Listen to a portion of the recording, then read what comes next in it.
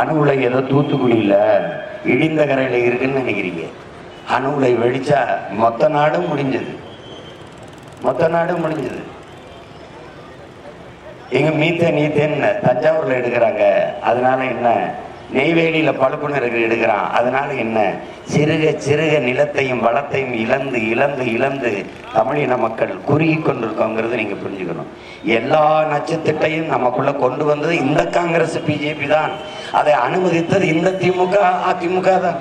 இவர்களுக்கு தெரியாமல் எந்த திட்டமும் இங்க நிறைவேற்றப்படலை. நமக்கு இருக்கிற பெரிய பிரச்சனை என்ன? இங்க சாயக்கழிவு. அந்த சாயக்கழிவின் தாக்கத்தை குறைக்கிறதுக்கு இன்னைக்கு பங்களாதேஷ் எல்லாம் புதிய கருவிகள், நவீன கருவிகள் வந்து விட்டது. அவர்கள் எப்படி செயல்படுத்துகிறார்கள் என்று இருந்து அதை இங்க கொண்டு வந்து செயல்படுத்துறது இல்லை. நீங்க எத்தனை முறை நம்முடைய முதல்வர், எத்தனை முறை நம்முடைய ஆட்சியாளர்கள் அந்நிய முதலீடை கொண்டு வர போறோம், அந்நிய முதலீடை கொண்டு வர போகிறோம் என்று எத்தனை முறை வெளிநாடுக்கு செல்கிறார்கள். அந்த நாட்டில் எப்படி சாலை கட்டமைப்பு இருக்கு, எப்படி மின்சார விநியோகம் இருக்கு, எப்படி மின் உற்பத்தி விநியோகம் இருக்கு, எப்படி இந்த நீர் மழை நீரை எப்படி அவங்க கொண்டு போய் எப்படி சேமிக்கிறார்கள், எப்படி அந்த நீர் மேலாண்மை எப்படி இருக்குது என்பதை என்னைக்காவது கவனிச்சு வந்திருக்காங்களா? என்னைக்காவது பார்த்துருக்காங்களா? போக விடுதியில் தங்க, அப்படி சந்திக்க, அந்நிய முதலீடு ஒரு முதலீடும் இல்லை. இவன் முதல்ல கொண்டு அங்கே பதுக்கி வச்ச காசை திருப்பி அந்நிய முதலீடு என்று உள்ளே கொண்டு வருவதுதான் இந்த வேலை. முதலீட்டுக்கு பேரே அந்நிய முதலீடு.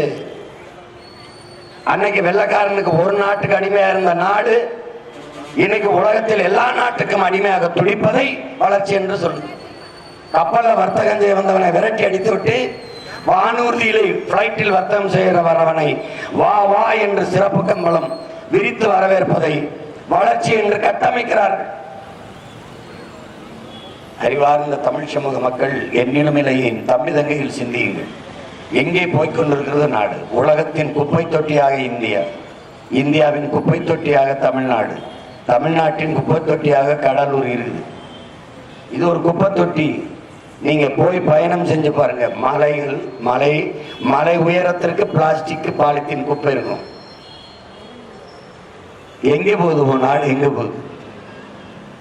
ஒரு அற்ப பிளாஸ்டிக் பாலித்தீன் அந்த நெகிழி குலைமத்தை தடை செய்ய முடியல.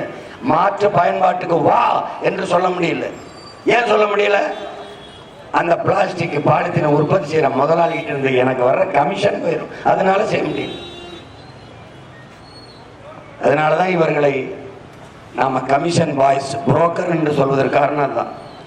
நீ எல்லாத்தையும் இலவசமா கொடுத்திய, லேப்டாப்பு, அப்புறம் மிக்சி, அப்புறம் கிரைண்டரு, அப்புறம் சைக்கிள் எல்லாம் கொடுத்திய. இப்ப இந்த 1000 ரூபாய் இதெல்லாம் கொடுக்குறீல்ல. தண்ணியை ஏன் நீ தரமான குடிநீரை மக்களுக்கு கொடுக்க முடியல, இலவசமா கொடுக்க முடியல? ஏன் கொடுக்க முடியல?